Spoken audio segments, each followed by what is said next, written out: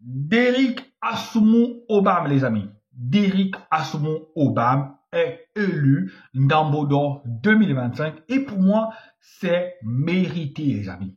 C'est amplement mérité quand vous regardez le garçon. Il est jeune, il est beau, voilà. Il a la tête sur les épaules, il a le regard confiant. On sait que dans sa tête, à son âge, c'est déjà un garçon mature, les amis. Oui, Derrick Assoumou Obam du FC 105 élu Ndambo d'Or et je vous dirai en fin de vidéo pourquoi c'est mérité. Mais avant de commencer cette vidéo, vous avez compris, cette vidéo aujourd'hui est consacrée à la cérémonie des Ndambo d'Or. Le Ndambo d'Or, voilà, cette cérémonie-là qui récompense les athlètes qui se sont distingués tout au long de la saison de notre football national 1 et 2. Mais pour la vidéo, on va se focaliser sur le football national 1. On va parler aussi peut-être d'un joueur qui a crevé l'écran durant la saison du football national 2. Mais le Ndambo, c'est ça. Le Ndambo d'Or, c'est cette cérémonie-là de remise de prix à nos athlètes qui se sont distingués. Donc, chers amis gabonais, amis sportifs gabonais, supporters du football gabonais, puisqu'on parle du football de notre pays, je m'attends à ce que cette vidéo-là, voilà, connaisse un certain succès. Donc, je veux inviter très humblement les personnes qui auront la chance de tomber sur cette vidéo, de liker la vidéo, de commenter, de la partager. Commentez pourquoi? Parce que moi, vos avis m'intéressent. Lorsqu'on a un sujet comme ça, j'aimerais qu'on discute, qu'on échange.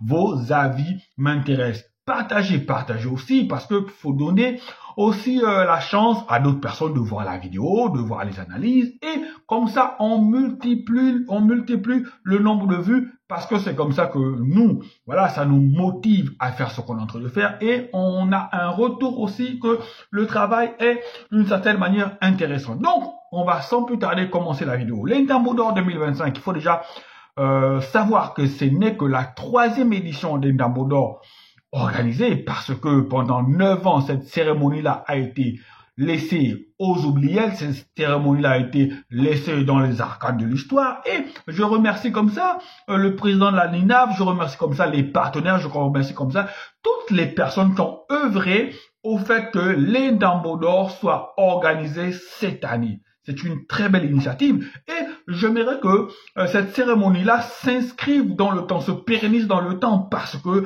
c'est une cérémonie de récompense qui va amener de l'émulation, ça va pousser les joueurs gabonais à se donner à fond parce que si aujourd'hui Derrick Assoumou Obam l'a eu, eh bien Derrick Assoumou Obam voudra élever encore son niveau de jeu pour l'avoir une deuxième fois et derrière il y aura d'autres aussi qui vont essayer d'élever leur niveau de jeu pour pouvoir prendre cette place-là à Derrick Assoumou Obam. Donc, la cérémonie des Ndambo d'Or est une cérémonie très importante. Donc, comme ça, dans cette vidéo-là, on va parler du processus de désignation de la victoire, voilà, des lauréats ou du lauréat, voilà, processus de désignation. Dans cette vidéo-là aussi, on va parler de l'organisation, un peu l'organisation, parce que je me suis rendu compte que les lauréats n'ont pas prononcé de discours. Et il a fallu de peu pour que Derrick Assoumou Obam plutôt, récupère son trophée et parte, les gars.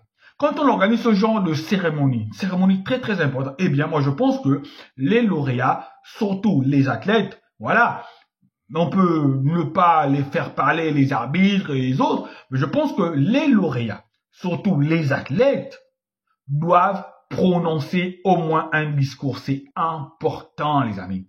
C'est important, c'est une cérémonie. Ils ne sont pas seulement là pour monter sur l'estrade, récupérer leur prix et partir. Non, ils doivent prononcer un discours. Donc, j'en appelle aux organisateurs pour que l'année prochaine déjà, les lauréats aient au moins 5 minutes pour un petit discours, remercier leurs partenaires, remercier les clubs, remercier les présidents, leur famille, peu importe, mais qu'il y ait au moins un petit discours de la part des lauréats. Maintenant, le processus de vote. Le processus de vote, voilà, vous le savez, et ils l'ont rappelé durant la soirée, ça a été d'abord, je pense, les capitaines des clubs. Si je me trompe, peut-être parce qu'ils ont parlé des joueurs qui ont voté, donc le vote des pairs. Le vote des pairs, c'est le vote des joueurs. Maintenant, est-ce que c'est tout l'effectif d'un club qui a voté pour désigner les 3 nominés de la fin, ou c'est simplement les capitaines? Bon, à ce niveau-là,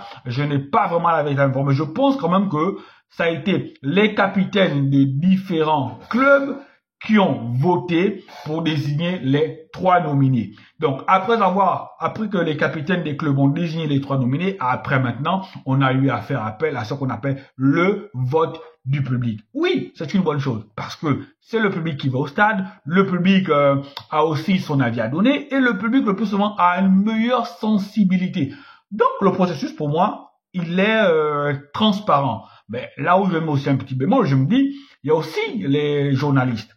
Pourquoi avoir oublié les journalistes? Les journalistes auraient aussi dû faire partie du panel des votants, voilà. Ou les journalistes auraient aussi dû faire partie du panel des votants, mais aussi les consultants, ou du moins les gens qui animent les pages sportives et qui font la promotion du football gabonais. Aussi, ils auraient dû faire partie du panel des votants. Mais déjà, avec les capitaines et surtout le public, je pense que oui, le processus est transparent et il n'y a pas trop de surprises quant à la victoire de lauréat final. Après, je vais aussi parler de un jeune qui a crevé l'écran. C'est vrai que le National Foot 2, on n'en parle pas beaucoup. Le National Foot 2, on ne le voit pas vraiment, mais il faut savoir que c'est l'antichambre de notre élite du football. Et dans ce National Foot-là, il y a un jeune qui monte avec son club en première division, donc un jeune qui va être à suivre, c'est Sani Ngati Guidney, les gars, ou Guidney, je sais pas, c'est Guidney, les amis. Il a terminé meilleur buteur, donc il a eu le trophée des meilleurs buteurs, il a déjà meilleur buteur, mais il a eu le trophée des meilleurs buteurs, meilleur joueur, et il a été dans l'équipe type, les amis. Il a eu, à lui tout seul, 3 trophées, les gars. Meilleur buteur, tenez-vous bien, il a joué 17 matchs pour 18 buts. C'était pratiquement un but à tous les matchs, les amis. 17 matchs joués, 18 buts. Malheureusement, il n'était pas présent ce soir parce que blessé, il est en convalescence ou en rééducation. Mais vivement qu'on ait ce jeune-là en première division pour voir de quoi il est capable. Donc, ça va faire partie des joueurs à suivre. Retenez bien son nom, Sani Ngati Guidney. Il est, meilleur buteur, meilleur joueur et il a fini dans l'équipe type, les amis. Voilà. Donc, l'autre bémol aussi, c'est quoi? Ce sont, vous savez que on a remis aussi les trophées de meilleures joueuses gabonaises de l'étranger et meilleurs joueurs gabonais de l'étranger. D'abord, comment dire ça? Le premier constat que je fais, voilà, c'est que ni le meilleur joueur, la meilleure joueuse de l'étranger n'était à la cérémonie, ni le meilleur joueur de l'étranger n'était à la cérémonie. Bon, vous allez me dire que ils ont sûrement des agendas chargés.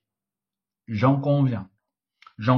Mais pour que les Ndambo d'or puissent avoir de la valeur, pour que les Ndambo d'or puissent rayonner, pour que les Ndambo d'or puissent avoir une belle notoriété, les amis, on a besoin que nos ambassadeurs aussi, qui évoluent à l'étranger, voilà, honorent de leur présence ce genre de cérémonie. Je comprends qu'Aubameyang, peut-être ce genre de cérémonie pour lui, ça ne veut rien dire, mais je pense que Aubameyang, vous savez, il y a le trophée Marc-Vivien Fouet décerné par la radio RFI.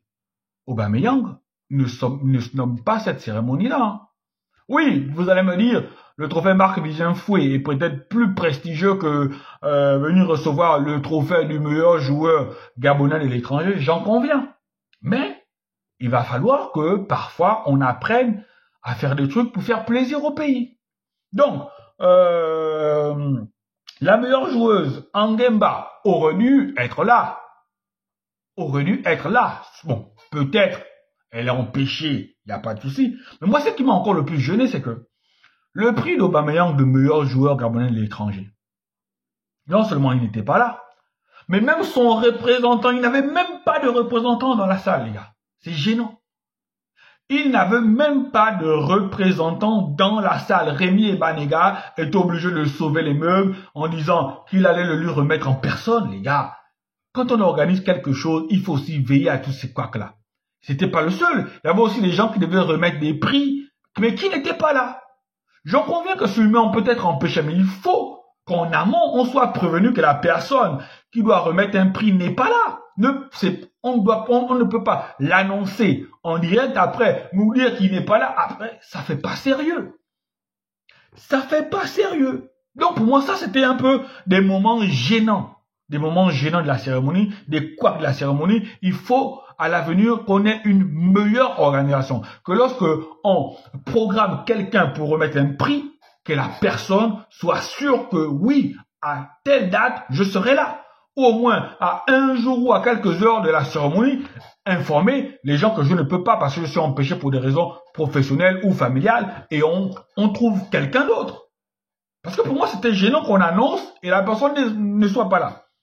Voilà. Donc, Aubameyang, il n'est pas là. C'est normal. Star international, il est fatigué, oui. Mais au moins, il aurait dû avoir un représentant pour prendre son trophée, les gars. Pour prendre son trophée. Maintenant, après, on a eu d'autres récompenses. On a eu meilleur entraîneur, ça on savait, Kevin Johnny. Meilleur espoir, Derek Assoumou encore. Donc, il n'a pas seulement eu le titre de Ndambo d'or, il a aussi eu le titre de meilleur espoir, les amis. Vraiment, ce joueur-là va être un joueur à suivre. Meilleur gardien, ça, on le savait tous. Junior Bekale. Pour moi, je pense que Junior Bekale a le profil, le charisme pour finir numéro 1 en équipe nationale. Pour moi, il peut bien devenir le numéro 1 en équipe nationale. Maintenant, les amis, Derek Assoumou Obam, Ndambo d'or 2025 devant celui que beaucoup voyaient comme étant le Ndambo d'or 2025, c'est-à-dire Samson Mbingi. Samson Mbingi aurait mérité de gagner aussi parce qu'il a fait une saison aussi exceptionnelle. Il a été le moteur d'une équipe comme Manga Sport. Mais moi, je pense que Derek Assoumou mérite plus que Samson Mbingi. Déjà, pourquoi? Parce que Samson Mbingi, il est dans une équipe dominante comme Manga Sport. Je pense que enlever Samson Mbingi de ce Manga Sport-là, ce Manga Sport-là termine quand même champion. Mais FC 105, ce n'était pas une équipe locomotive, ce n'était pas une grosse équipe. Le FC 105 a une histoire soit dans notre football gabonais, mais être qualifié une équipe comme le FC 105 pour les Jeux européennes mérite plus d'impact que d'être dans une équipe dominante comme Manga Sport. Et Derek Assoumou Obam, c'est le futur du National Foot, les gars. C'est le futur du National Foot. Là où Samson Mbingi ne représente plus le futur du National Foot. Samson Mbingi, c'est presque, j'avais envie de dire, le passé. Il est en fin de carrière, Samson Mbingi. Alors que Assoumou, Derek Obam, est en pleine ascension.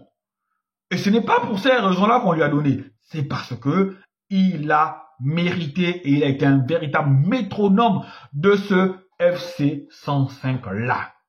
S'il continue sur sa voie, sur sa lancée à être sérieux, les gars, je le vois terminer en équipe nationale. Hein. Mais maintenant, après, il ne faut pas qu'il s'arrête à l'équipe, plutôt au National Foot. Il faut qu'il aille maintenant. Bon, peut-être qu'il doit encore faire une saison l'année prochaine.